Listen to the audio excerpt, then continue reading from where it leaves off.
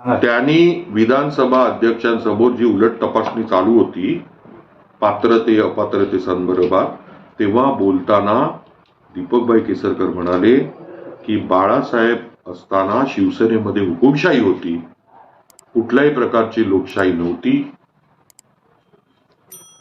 आणि बाळासाहेबांबद्दल अशा पद्धतीने टीका टिप्पणी केली की तुम्ही मग एक तर तुम्ही 2014ला शिवसेनेत आलात, बाळासाहेबांचं निधन 2012ला झालंय, पण अशा पद्धतीने मांडत होते की जणू काय यांच्या 3 पिढ्या शिवसेनेतच होत्या सातत्याने. बाळासाहेब मला आठवते अस्थि कलश जेव्हा आलेला बाळासाहेबांचा तेव्हा दीपकभाई केसरकर ऍबसेंट होते, गेलेले नव्हते तिथे.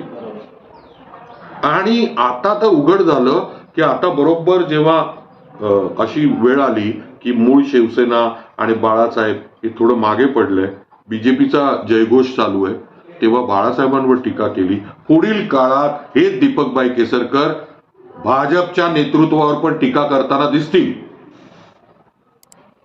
कामापुरती मामा असं साध्या मराठीत म्हण आहे, त्याच हे लक्षण आहे. उभा आयुष्य ते काँग्रेसमध्ये होते, मग राष्ट्रवादीत होते, मग उडी मारून शिवसेनेत गेले. पुढचा प्रवास आता ते बीजेपीच्या तिकिटावर लढतील,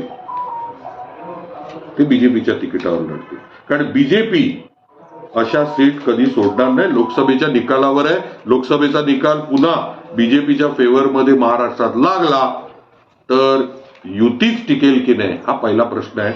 आणि तेव्हा हे सगळे लोक सरशी तिथे पारशी या न्यायाने भाजपमध्ये दाखल होतील आणि कमळावर लढतील. ते त्यांनी काही करावं. माझा मुद्दा एवढाच आहे जिल्ह्यातल्या आणि पर्यायाने कोकणातल्या शिवसैनिकांना की बघा, हे जे म्हणतात आमच्याकडे चिन्ह आहे, आमचीच शिवसेना खरी, तर शिवसेना फक्त आणि फक्त बाळासाहेबांची. हे उभ्या महाराष्ट्रात नाही, देशात माहितीये, परदेशातही माहितीये. अशा बाळासाहेबांबद्दल तुम्ही जी वक्तव्य केली ती वक्तव्य आता बाहेर येत आहेत, त्याचं उत्तर द्या. टप्पी पण आहे. आता जसं जसं ते पोचेल तेव्हा त्याची तीव्र रिॲक्शन यायला लागेल.